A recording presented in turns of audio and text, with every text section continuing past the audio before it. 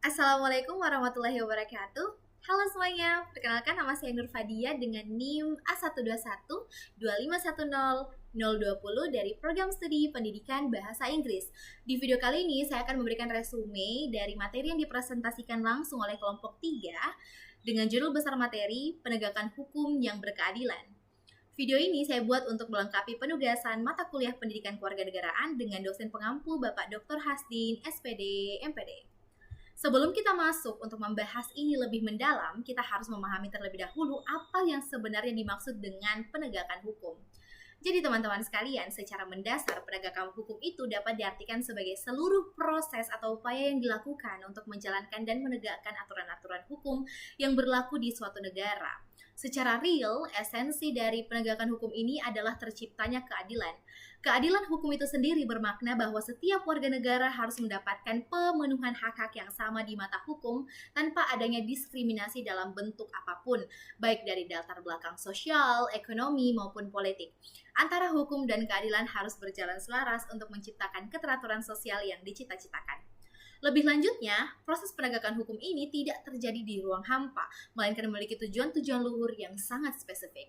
Tujuan penegakan hukum yang pertama adalah untuk menciptakan ketertiban di dalam kehidupan bermasyarakat agar interaksi antar individu dapat berjalan dengan harmonis. Kedua, penegakan hukum bertujuan untuk memberikan perlindungan yang maksimal terhadap hak asasi manusia, sehingga tidak ada hak warga negara yang dirampas secara sewenang-wenang. Dan ketiga, penegakan hukum ditujukan untuk menghadirkan rasa aman bagi seluruh lapisan masyarakat dari segala bentuk ancaman tindak kejahatan. Dan pada akhirnya, tujuan puncaknya adalah untuk mewujudkan keadilan sosial bagi seluruh rakyat Indonesia, di mana kesejahteraan dan kemaslahatan bersama dapat tercapai. Dalam upaya merealisasikan tujuan tersebut, proses penegakan hukum harus bersandar pada 3 prinsip utama. Prinsip yang pertama adalah kepastian hukum, yaitu jaminan bahwa hukum didefinisikan secara jelas, tegas, dan tidak diprediksi penerapannya. Prinsip kedua adalah keadilan, di mana hukum harus diterapkan secara proporsional dan tidak memihak. Dan prinsip ketiga adalah kemanfaatan, yang berarti bahwa penegakan hukum itu tidak boleh hanya sekedar kaku pada teks undang-undang saja, melainkan harus mendatangkan nilai guna atau manfaat yang nyata bagi kesejahteraan masyarakat itu sendiri. Nah, teman-teman sekalian, agar penegakan hukum di sebuah negara itu dapat dinilai telah berjalan dengan ideal dan berkeadilan, terdapat beberapa ciri-ciri utama yang wajib dipenuhi. Ciri pertama yang paling krusial itu adalah tidak tebang pilih. Ini berarti hukum harus beroperasi secara universal, tajam ke atas maupun tajam ke bawah. Ciri kedua adalah proses yang jujur dan transparan, di mana tidak ada manipulasi dalam penegakan perkara politik maupun pidana.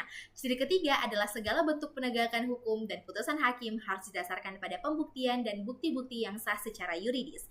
Serta ciri yang keempat adalah prosesnya wajib menghormati hak asasi manusia, bahkan terhadap hak tersangka atau terdakwa sekalipun. Contoh nyata dari penegakan hukum yang ideal ini adalah ketika hukum terbukti melakukan sama bagi semua golongan dan keputusan hukum yang diambil murni berdasarkan fakta-fakta objektif di persidangan. Namun teman-teman sekalian, pada realitanya kita masih dihadapkan pada tantangan besar.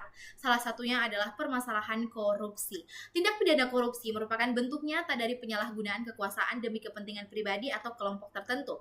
Dampak dari korupsi ini sangat destruktif karena melahirkan ketidakadilan sistematik yang merusak struktur kelembagaan negara. Selain itu, korupsi juga menimbulkan efek domino yang buruk terhadap ketertiban umum dan menghambat proses pembangunan nasional.